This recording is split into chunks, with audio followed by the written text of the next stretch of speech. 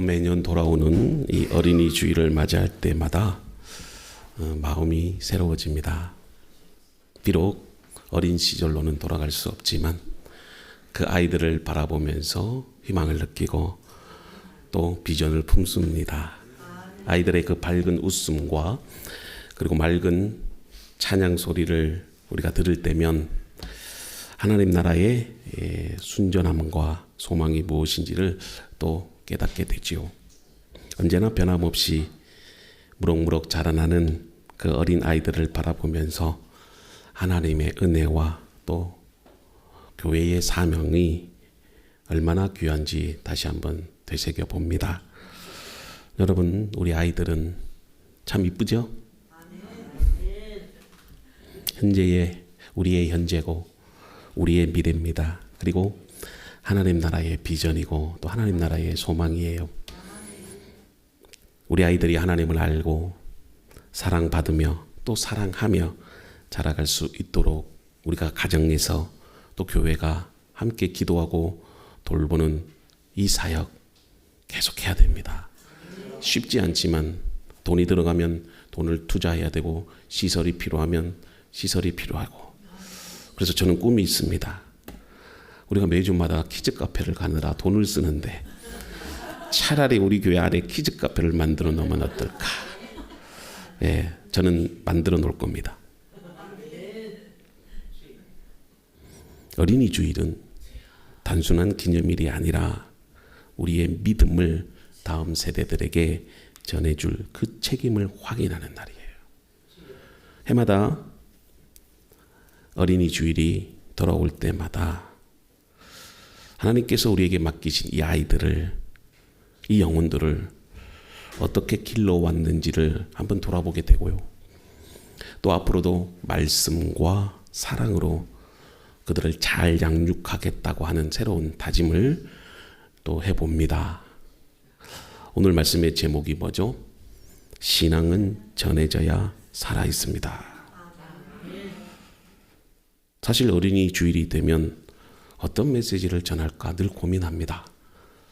왜냐하면 매년마다 어린이 주일이 돌아오기 때문에 한 목회를 20년이나 30년 하면은 똑같이 어린이 주일 때마다 같은 주제를 가지고 설교를 해야 됩니다. 한 주제를 가지고 20분, 30분 하면 목사님들이 늘 고민하는 게 어떤 내용으로 어떤 주제로 설교를 해야 되지?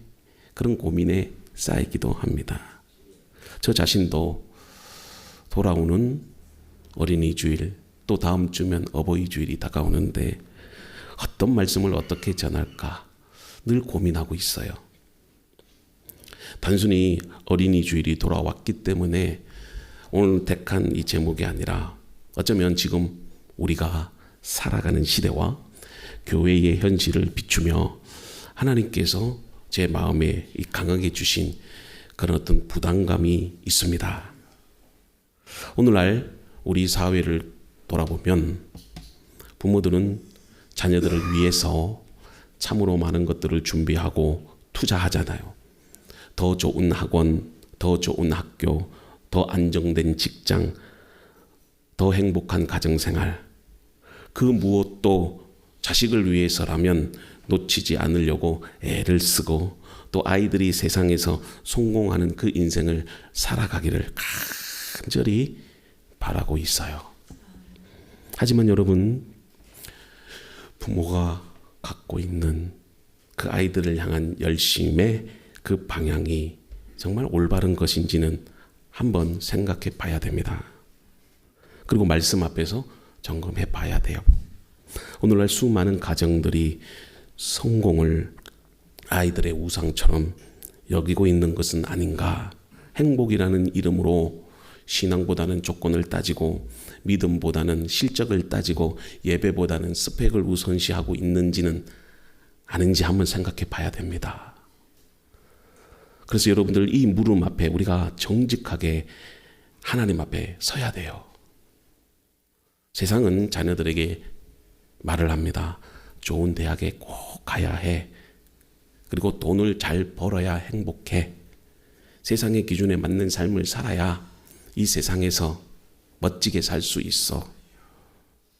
또 부모들에게도 속삭입니다. 아이를 성공시켜야 좋은 부모야.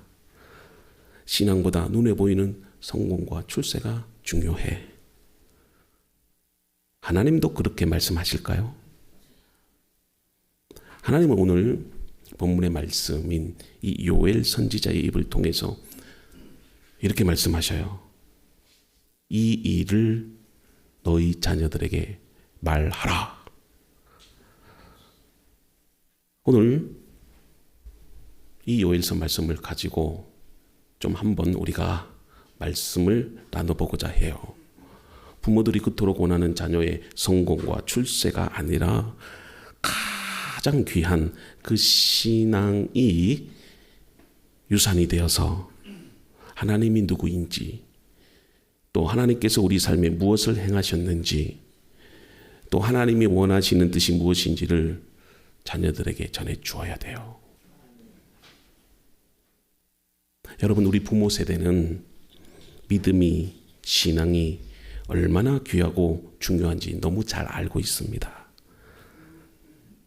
우리는 그 신앙 안에서 은혜를 경험해 왔고, 고통과 고난의 그 순간에도 그 신앙이, 그 믿음이 우리를 붙잡아주는 힘이 됐고, 절망하고 낙심의 순간마다 다시 일어서게 될 수 있는 소망이 되었습니다. 이 얼마나 복된 일입니까? 그렇다면 당연히 우리 아이들에게도 전해지고 이런 경험으로 살아야 하지 않겠습니까? 그토록 귀한 신앙도 여러분 전해지지 않으면 살아있을 수 없습니다.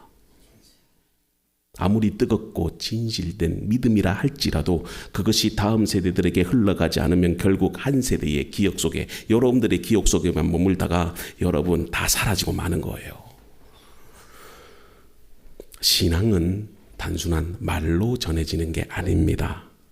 삶으로 보여지고 일상의 대화 속에 담기고 사랑으로 여러분 전달될 때 비로소 다음 세대의 가슴에 새겨집니다. 말씀이 밥상머리에서 오르고 기도가 잠자기 전에 습관이 되고 예배가 가족의 중심이 될 때 신앙은 살아있는 유산이 되는 거예요. 기억하십니까? 우리의 할머니와 어머니가 삶으로 들려주셨던 믿음의 이야기들을, 자식을 위해 눈물로 하나님께 엎드리던 그 깊은 기도의 순간들, 그리고 말없이 가족을 품어주셨던 그 아버지의 든든한 믿음의 삶, 그리고 주일 아침 온 가족이 함께 손을 잡고 교회로 향하던 그 따뜻한 발걸음, 그 모든 이야기가 오늘의 여러분들을 만든 겁니다.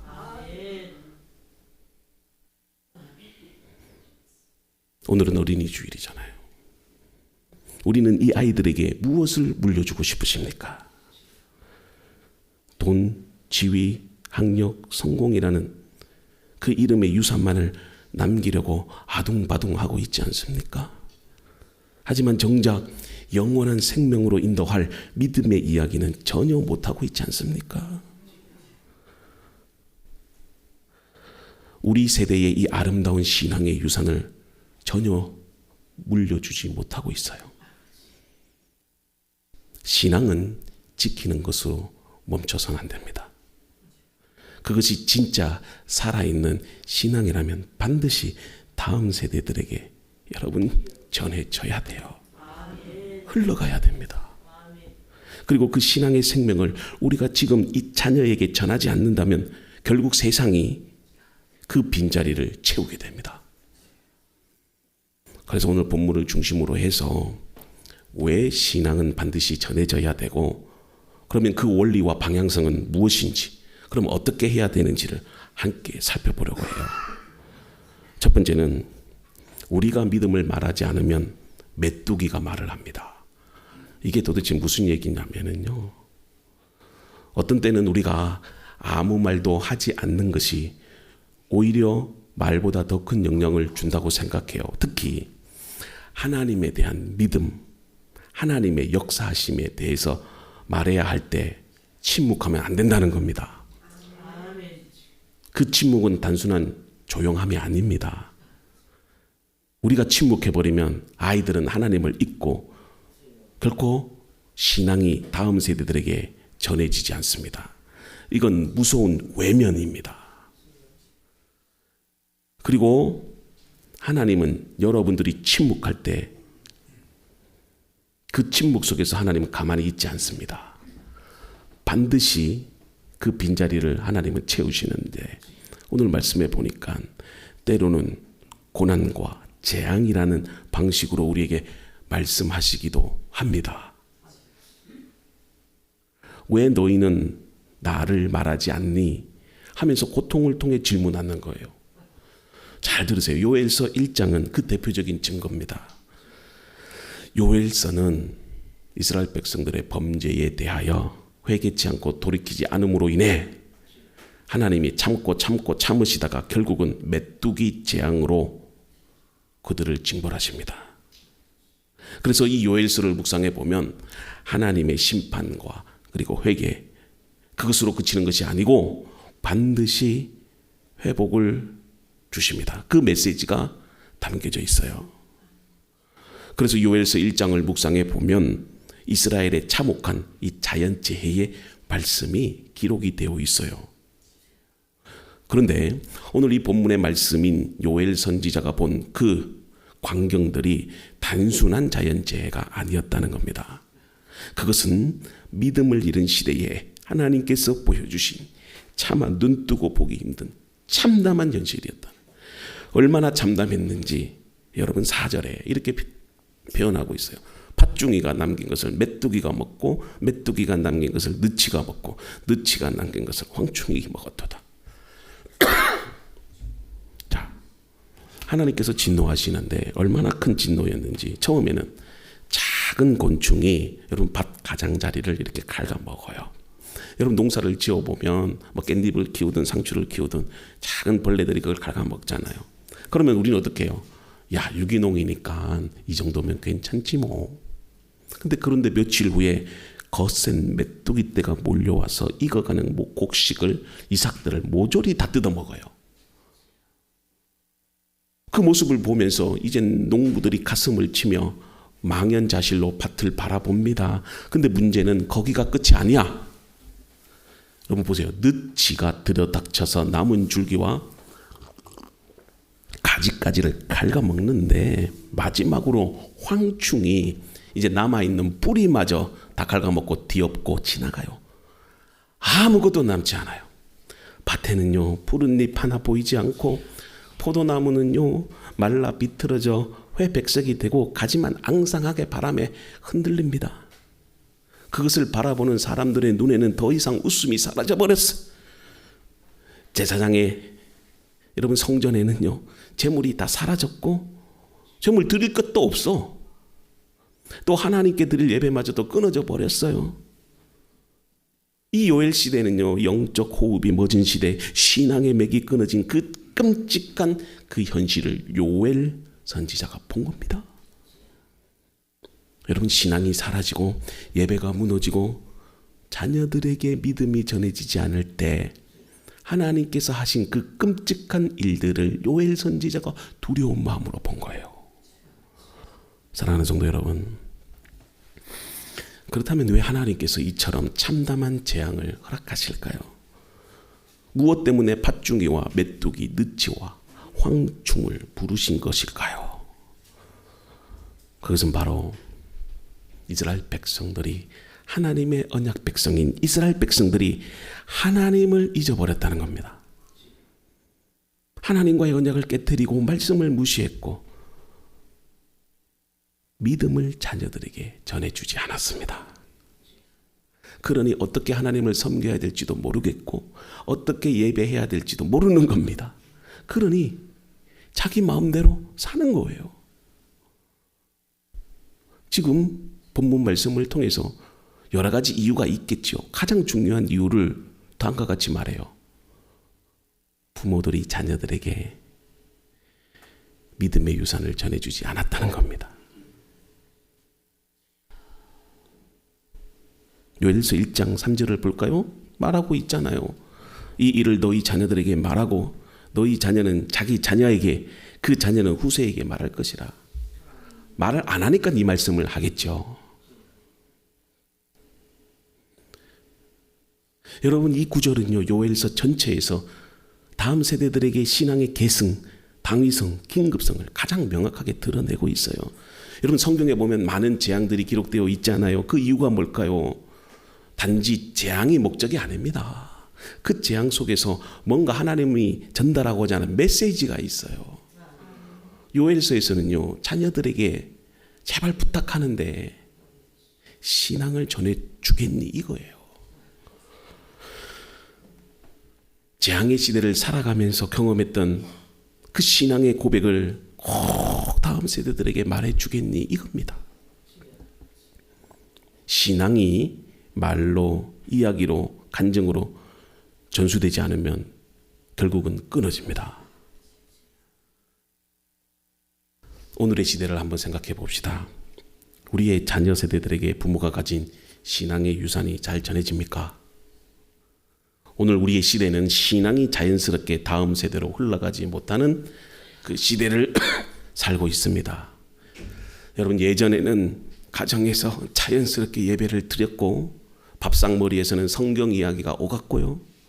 어른들의 간증이 아이들의 믿음을 키우는 밑거름이 됐습니다. 그러나 지금은 어떻습니까? 밥상머리에서 성경 이야기하면 숟가락 내려놓고 지 방에 들어갑니다. 그런 고리타분 얘기 하지 말라고 해요. 기도라도 해주려면 휴대폰이나 만지작거리고 방에서 안 기어 나옵니다. 바쁜 일상 속에서 가정예배는 사라졌고 부모는 자녀들에게 믿음을 전하기보다 학업과 성공을 강조하지 않습니까? 스마트폰과 유튜브가 우리 아이들을 다 빼앗아 가버립니다. 방에만 들어가면 게임하느라 나오지를 않습니다. 이제는 스마트폰과 유튜브가 아이들의 가치관을 가르치는 교사가 되었습니다.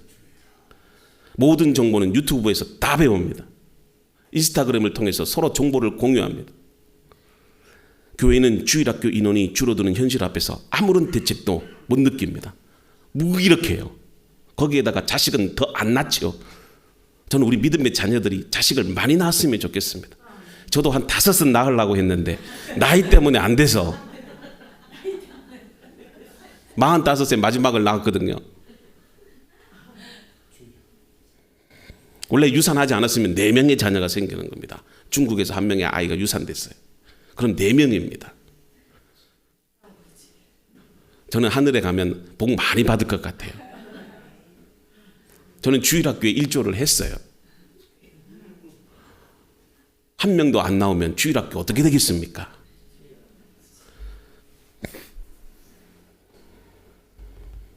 어떤 부모는 이렇게 말합니다.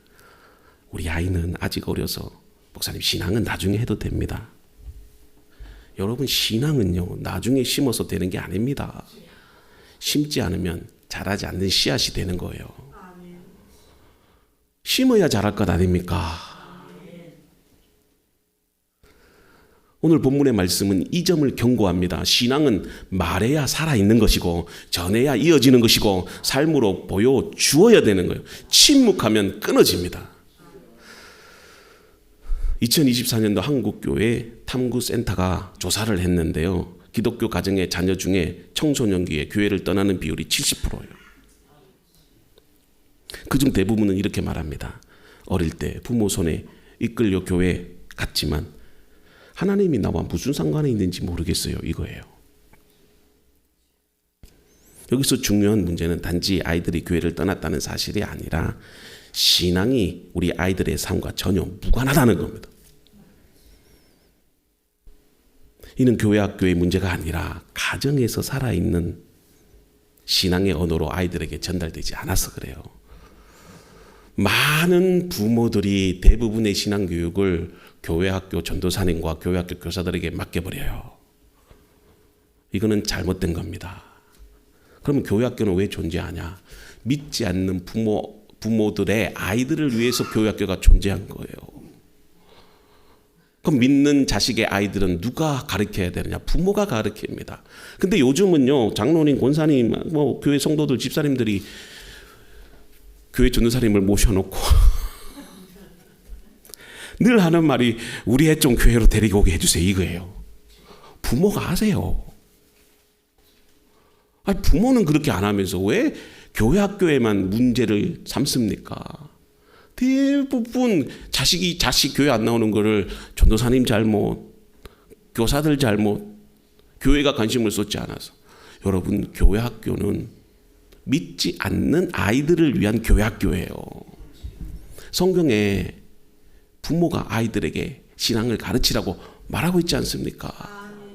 그래서 유대인들은 어릴 적부터 가정에서 여러분 신앙 교육을 해요. 여러분, 유대인들에게 주일학교 있다는 거 보셨어요?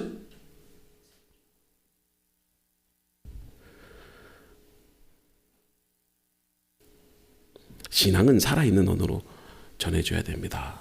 예전에 한 청년이 이렇게 고백했어요. 저희 아버지는 매일 새벽 예배를 다녔고 성경도 많이 읽으셨습니다. 하지만 단 한 번도 저에게 왜 하나님을 믿는지, 하나님이 어떤 분인지 말씀해 준 적이 없대요. 그래서 그 청년이 이렇게 배워요. 저는 종교적인 습관만 배웠을 뿐입니다. 이래요. 여러분, 신앙은 습관이 아니라 관계입니다. 관계. 그리고 이 관계는 반드시 말로, 삶으로, 이야기로 전해져야 돼요. 그래서 성경은 다음과 같이 말하잖아요. 신명기 6장 5절과 7절에 너는 마음을 다하고 뜻을 다하여 내 하나님 여호와를 사랑하라. 이 말씀을 내 자녀들에게 부지런히 가르치며. 여기서 부지런히는 생명 걸고 가르치라는 겁니다. 우리가 지금 믿음의 이야기를 말하지 않으면 다음 세대는요, 여러분들의 자녀 세대는 하나님 모른 채 살다가 망할 겁니다. 그들이 신앙을 비판해서가 아니라 사실은 신앙을 본 적도 없고 들어본 적이 없다는 겁니다. 그러니 반드시 아이들에게 신앙을 말로써, 삶으로써 전해줍시다. 두 번째, 신앙은요, 삶으로 증명됩니다. 보지 못한 믿음은 절대 아이들 따라오지 않습니다. 요엘서 1장 3절은 뭐라고 합니까? 이 일을 너희 자녀들에게 말하고 이렇게 명령합니다.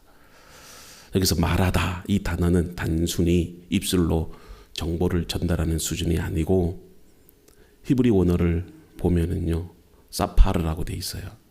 단순히 전달을 넘어서 자신이 경험한 것을 고백하고 이야기로 그것을 풀어내면서 중요한 것은 삶으로 아이들에게 보여주는 행위, 이런 뜻이 있어요.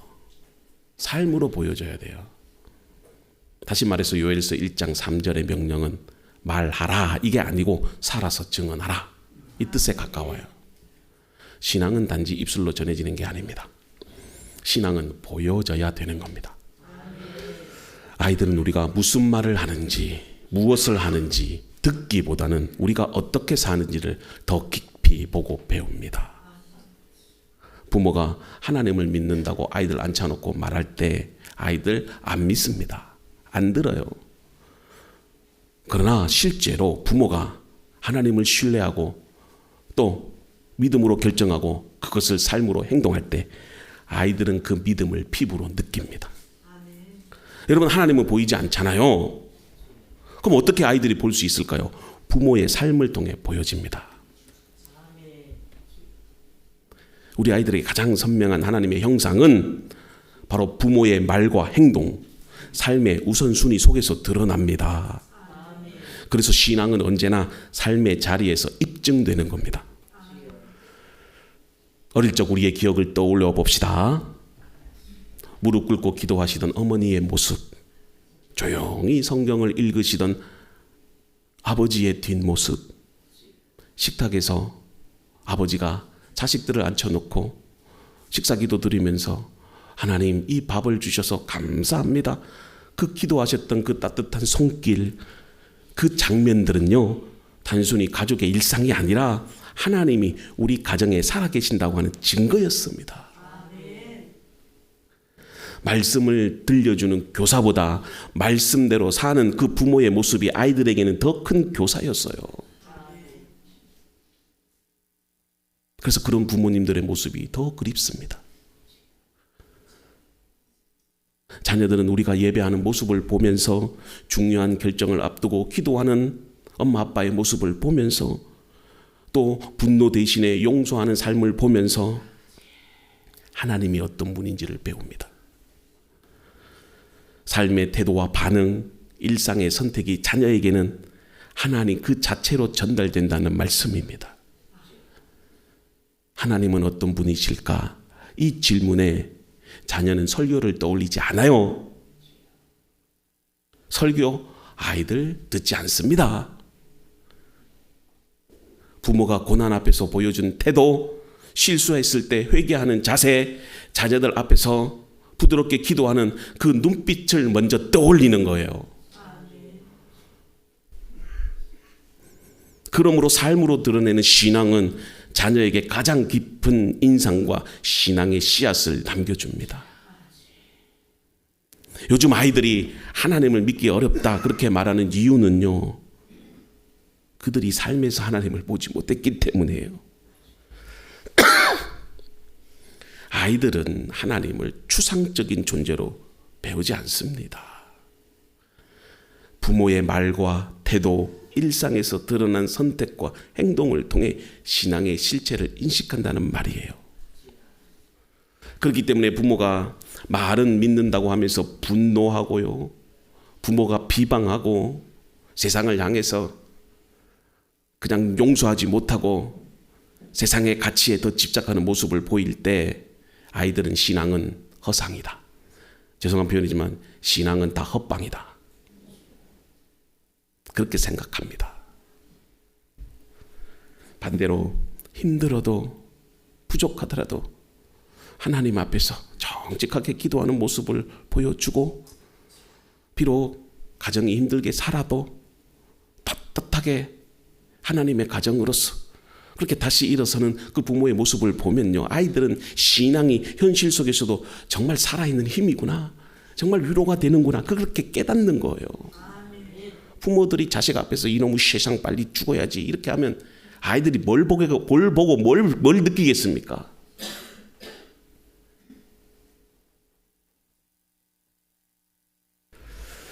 여러분, 마태복음 15장 8절에 이 백성이 입술로는 나를 공경하고 마음은 내게서 멀도다, 그렇게 표현하지 않습니까? 안 나와 있네요. 네. 자, 마태복음 15장 8절에 이렇게 말합니다. 이 백성이 입술로는 나를 공경하되 마음은 내게서 멀도다. 우리 자녀 세대가 보기를 원하는 것은요, 진짜 믿음이에요. 진짜 하나님이에요. 진짜 그리스도의 삶입니다. 중학생 아들이 아버지와 함께 슈퍼에 갔다가 그 계산원이 실수로 거스름돈을 더 줍니다. 그 계산원이 착각해서 5천 원을 더 줬어요. 아버지는 그 계산을 마치고 나오는 길에 몰랐어요. 근데 길을 가다 보니까 그 사실을 알아차렸어요. 계산을 해보니까 5천 원을 더 받은 거예요. 그러니까 아들은 멀리 왔으니까 아버지 그냥 가자, 어차피 모를 텐데 뭐, 이렇게 했어요. 그러자 그때 아버지는 걸음을 멈추고 아들을 바라보면서 이같이 말해요. 그래도 하나님은 다 알고 있단다. 우리가 모르게 가져가는 돈은 결국 우리 마음을 더 가난하게 만든단다. 그리고 그 아들의 손을 붙잡고 다시 가게로 들어가 점원에게 조용히 5천 원 돈을 돌려줬어요. 이게 한편의 설교보다 더 나은 겁니다. 집에 돌아오는 길에 아들은 아무 말 없이 조용히 걷다가 이렇게 말해요. 아빠 짱이야. 나도 나중에 그렇게 할래. 그날 이후 아들은 친구들 사이에서 우리 아빠 정직해서 멋있어, 이렇게 자랑하기 시작한 거예요. 이 짧은 이야기 속에는요, 신앙이 말이 아니라 삶의 태도와 선택으로 전해지는 힘이 있다는 겁니다. 정직, 양심, 하나님 앞에서의 경외심은요, 가르침 이전에 본보기로 보여져야 자녀의 가슴에 남아요. 그 순간 아버지는 단지 돈을 돌려준 게 아니라 하나님을 두려워하며 사는 삶이 아름답다는 것을 눈앞에 보여준 거예요. 하나님이 그런 사람을 축복하신다. 기억하세요. 자녀는 우리가 설교한 대로 살지 않지만 우리가 산안한 대로 따라옵니다. 마지막 세 번째, 신앙은 공동체 안에서 자랍니다. 이것은 가정과 교회가 협력해야 된다는 겁니다. 요엘서 1장 3절에 하나님이 이렇게 명령하죠. 계속 반복되는데 이 일을 너희 자녀에게 말하고 너희 자녀는 자기 자녀에게 그 자녀는 후세에게 전할 것이니라. 여기서 단순히 말하라 이 외침은요, 전해지지 않으면 끊어진다는 경고예요. 말하라는 겁니다. 그럼 말 안 하면 어떻게 된다? 끊어진다는 거지요. 전해질 때 살아나는 신앙의 원리를 선언하는 거예요. 자, 그런데 이 신앙의 전수가, 흐름이 한 가정 한 개인의 노력만으로 이루어질 수 있을까요? 저는 그렇지 않다고 생각합니다. 신앙은 언제나 공동체 울타리 안에서 자라고 열매를 맺습니다. 그래서 요엘 선지자는 이 명령을 모든 세대를 향해 선포합니다. 너희는 말하고 그 자녀는 자기 자녀에게 후세에게 전할 것이라. 이게 한 개인으로만 되는 게 아니라는 겁니다. 이 말에는 세대 간의 흐름, 공동체적인 연속성, 믿음의 계보가 전제되어 있다는 거지요. 그래서 신앙은 홀로 자라는 게 아닙니다. 신앙은 관계 안에서 자라고 공동체 안에서 열매를 맺습니다. 그래서 우리가 아이들을 학교에 보내고 교회로 보내는 거예요. 그래서 하나님의 나라는 언제나 나에서 끝나지 않고 우리로 확장되는 공동체예요. 우리 교회는 독수리 오행제가 있습니다. 아는 성도들은 웃음이 나오네요. 처음에는 주연이가 교회를 개척했을 때 저쪽에서 동료 아이들이 없어요. 주일학교 아이들이 없어요. 오로지 주연이 혼자. 교회에 와도 웃음기도 없고 어른들과 예배 드리는데 뭐 즐겁겠습니까? 그냥 지 혼자 예배 드리다가 졸기도 하고 장난치다가 혼자 놀아요. 그러다가 교회를 이전하고 재작년에 조기태 집사님이 등록한 겁니다. 은혜와 현우가 주일학교에 나오기 시작합니다. 주연이가 얼마나 신났는지요. 교회 오고 싶어 합니다. 거기에다가 또 작년에 이나리 집사님 가정이 등록했어요. 혜원이랑 지원이가 교회에 나오네요. 그때부터 아이들은 주일날만 기다립니다. 기다리는 이유가 있죠. 퀴즈 카페 가야 되니까. 얼마나 즐겁고 신나게 주일학교 예배하는지 몰라요. 비록 퀴즈 카페 가자고 여러분 졸라대도 이쁘잖아.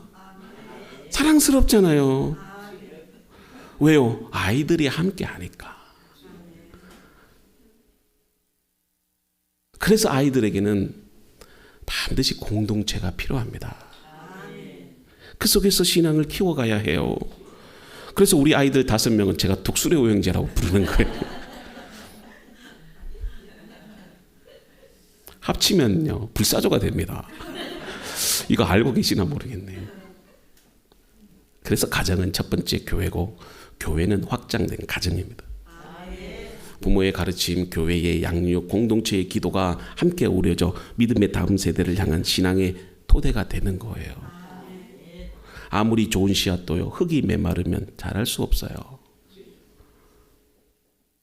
반대로 어린 믿음이라도 좋은 토양과 햇빛, 물이 함께 할 때는 반드시 자라서 열매 맺어요. 이처럼 자녀의 신앙은 가정과 교회라는 이 두 기둥이 함께 세워질 때 비로소 뿌리를 잘 내리고 열매 맺어요. 그래서 신앙교육은 더 이상 개인의 몫이 아니에요. 신앙교육은 공동체 전체의 사명이고 우리가 함께 짊어져야 할 부르심입니다. 그래서 여러분들 우리 그런 교회를 한번 만들어가면 좋게요. 우리 어른들은 좀 불편하게 예배드려도 아이들을 위한 교육 공간은 최고로 한번 만들어 봅시다. 그래서 나중에 우리 교회도 비전센터를 만들어서 거기에 키즈 카페도 넣고 노래방도 집어넣고 코인 노래방 저 집어넣으려고 그래요 진짜로. 그리고 거기에다 당구대도 좀 넣고. 아이들이 주중에 교회를 와야지. 주중에 와서 노래도 부르고 좀 영화도 보고 거기서 라이브 카페도 좀 하고. 그렇게 하면 돼요. 예배실은 그렇게 만들어 놓으면 돼요. 요즘 보세요. 어른들을 위해서 몇십억 투자를 하잖아. 교회 뭐 단 일주일에 한 번 드리는 그 공간. 보통 새벽 예배도 지하에서 드리지 않습니까? 수요 예배도 안 나온다 그러니까 뭐 제2 교육관에서 드리는데 그 주일날 예배 딸랑 한 번 드리는 공간에 20억씩, 30억씩, 40억씩, 100억씩 투자. 차라리 우리 교회 학교 아이들을 위해서 투자하면 얼마나 좋을까? 아이들이요 요즘 갈 데가 없으면 오죽하면 우리 교회 오겠습니까? 전 그런 생각이 드는 거예요. 야, 오직 갈 데 없으면 교회를 오니 내가 그래요. 솔직히 말 청소년들 갈 데 어디 있어요? 기껏해야 게임방이고 만화방이지. 어른들이야 뭐 술집에 가도 되고 노래방 가도 되고 유흥업소 가도 되고. 오늘 조금 길어지는데 죄송하지만 좀 들으셔야 될 것 같아요. 오늘 한국 교회가 맞이하고 있는 가장 심각한 현실이 다음 세대의 교회 이탈이잖아요. 아이들이 교회 안에서 자라다가다 중고등부를 지나면 교회 떠나고 청년이 되면 이제 신앙이 자신의 가치관과 무관심한 거라고 멀어지는 것을 우리는 수없이 봅니다. 그럴 때 우리는 스스로 자문해야 돼요. 과연 아이들이 교회를 떠난 것일까요? 아니면 교회가 먼저 아이들을 잊어버린 것이 아닐까요? 저는 후자라고 생각해요.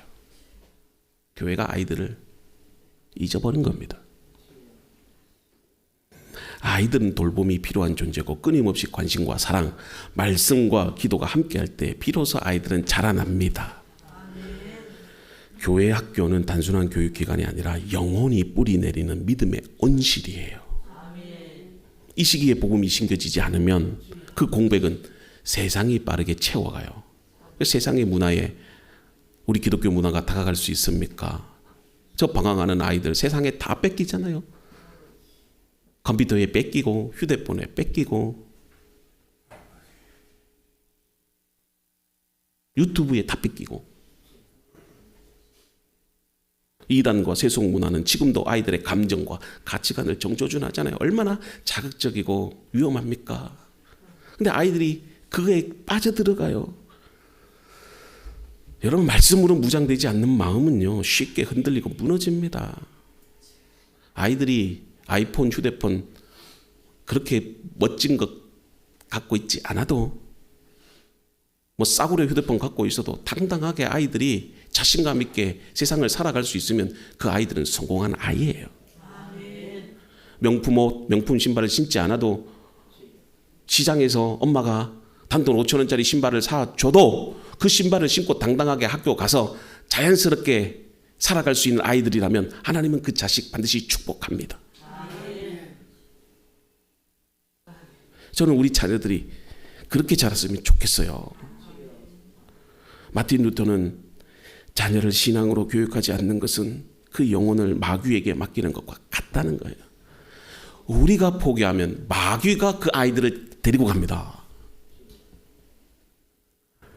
여러분, 신앙은 중립이 없어요. 두 마음이라고 했잖아요. 지난 시간에 들었죠? 내가 하나님께로 향하지 않으면 반드시 마귀에게로 향하는 거예요. 아이들이 지금은 아니겠지, 나중에 되면 신앙을 선택하겠지, 택도 없는 말씀이에요. 이건 단순한 경고가 아니라 우리가 다음 세대를 어떻게 바라봐야 하는지를 일깨워주는 말씀입니다. 다음 세대는 프로그램이나 이벤트로 세워지지 않아요. 교회가 아무리 프로그램 해도요 세상과는요 따라갈 수 없어요. 그러면 승부를 걸어야 될 게 뭐예요? 기도하는 손, 말씀을 나누는 입술, 함께 울어줄 수 있는 공동체, 그리고 헌신된 교사와 부모의 사랑으로 아이들은 자라는 겁니다. 그래서 교회는 다음 세대를 위해서 신앙의 생태계를 함께 세워가야 됩니다. 가정은 첫 번째 교회고 교회는 확장된 가정입니다. 그래서 아이 한 사람의 신앙이 살아있기 위해서는 부모의 사랑, 교회의 양육, 교사의 기도, 어른들의 중보가 함께 모아져야 돼요. 거기에다가 투자를 해야 됩니다. 투자를 해야 돼요. 여러분, 학원 돈 아까워서 안 보냅니까? 서울대학교 비싸다고 서울대학교 안 보냅니까? 연세대학교 여러분들 의과대 합격했는데 의과대 한 학기에 학비가 1,000만 원입니다. 비싸다고 안 보냅니까? 근데 교회에 나온다고 하면 아깝게 생각해요. 그렇게 할 때 신앙은 여러분 함께 할 때 단절되지 않고 살아 그럽니다. 그래서 우리 교회의 비전도 사람을 키우는 교회. 이건 단지 프로그램을 많이 운영하는 교회를 말하는 게 아닙니다. 하나님께서 보내주신 한 사람, 특별히 다음 세대 한 아이에게 믿음으로 투자하고 말씀으로 양육하고 사랑으로 함께 걸어가는 교회를 뜻합니다. 예수님도 제자들을 불러주셨을 때에 삶으로 나누지 않습니까? 아픈 자들이 있으면 찾아가셔서 고쳐주셨고요. 배고픈 자들에게 있으면 오병이어를 통해서 먹여주신 거예요. 슬픔이 있는 자들에게 찾아가셔서 자식이 죽었다면 자식을 살려주셨어요. 교회는 건물을 세우는 게 아니라 사람을 세우는 곳입니다. 교회는 사람이에요. 이걸 여러분들이 갖고 있어야 됩니다. 그래서 교회는 건물보다 사람에게, 시스템보다는 관계에, 행사보다는 영혼에게 더 투자해야 됩니다. 오늘 여러분들도 그런 교회와 부모님들이 되기를 바랍니다. 마지막으로 묻습니다. 지금 여러분은 우리 교회 한 아이를 위해서 무엇을 준비합니까? 가정과 교회가 함께할 때 신앙은 다음 세대 안에서 살아납니다. 이 세 가지를 여러분들이 잘 깨닫고 우리 올 한 해도 정말 믿음으로 우리 자식들을 잘 키워가는 우리 로덴 가족 여러분들이 되기를 주님의 이름으로 축복합니다.